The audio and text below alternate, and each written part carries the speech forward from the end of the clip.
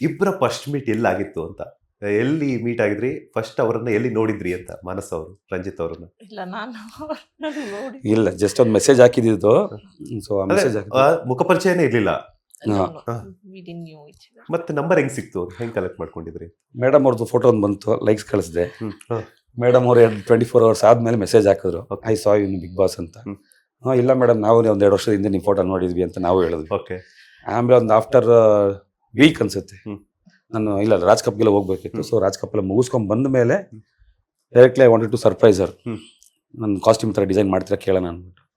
Madam was very busy. ಅವಾಗ just number share ಆಗಿತ್ತು, ಇಬ್ರು ನಾರ್ಮಲ್ ಚಾಟರ್ ಇರ್ತೀವಿ. ಓಕೆ. ಸೊ ಒಂದ್ಸರಿ ಕೇಳಿದೆ, ಅಂದರೆ ಡಿಸೈನ್ ಮಾಡ್ತೀರಾ ನೀವು? Yeah I will do, but ಯಾರಿಗೂ ಗಂಡು ಮಕ್ಳಿಗೆ ಜಾಸ್ತಿ ಮಾಡೋಕ್ಕೆ ಹೋಗಲ್ಲ, ಮೋಸ್ಟ್ ಆಫ್ ಎಲ್ಲ ಫೀಮೇಲ್ಸ್ಗೆ ನಾನು ಮಾಡೋದು, but yeah I will take a chance ಅಂತ. ಸರಿ ಅಂತ ಅಂದ್ಬಿಟ್ಟು ಒಂದ್ಸರಿ ಡೈರೆಕ್ಟಾಗಿ ಹೋಗಿ ಮೀಟ್ ಮಾಡಿದ್ವಿ. ಟಿಕತ್ತನ್ನೇ ಮೀಟ್ ಮಾಡಿದ್ದು, ಸುಮ್ಮನೆ ಕೂತ್ಕೊಳಕ್ಕೆ ಹೋಗಿಲ್ಲ, ಡೈರೆಕ್ಟಾಗಿ ಡಿನ್ನರ್ ಕರ್ಕೊಂಡು ಹೋದೆ ಡಿನ್ನರ್ಗೆ. ಫಿಶರ್ಮನ್ಗೆ. ಸೂಪರ್.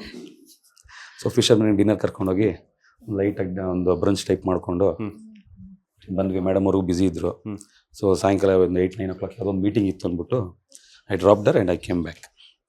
ಯಾಕೋ ನರ್ವಸ್ ಆಗ್ತಿದ್ದೀರಾ ಅನ್ಸುತ್ತೆ. ಇಲ್ಲ ಇಲ್ಲ ಏನಾದ್ರು ರಿವೀಲ್ ಮಾಡ್ತಾರೆ ಅಂತಾರ?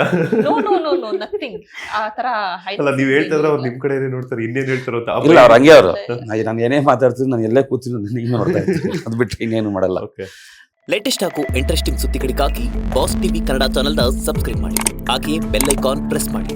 ಇದರ ಜೊತೆಗೆ ಫೇಸ್ಬುಕ್, ಇನ್ಸ್ಟಾಗ್ರಾಮ್, ಎಕ್ಸ್ನಲ್ಲೂ ಮಿಸ್ ಮಾಡದೆ ಫಾಲೋ ಮಾಡಿ.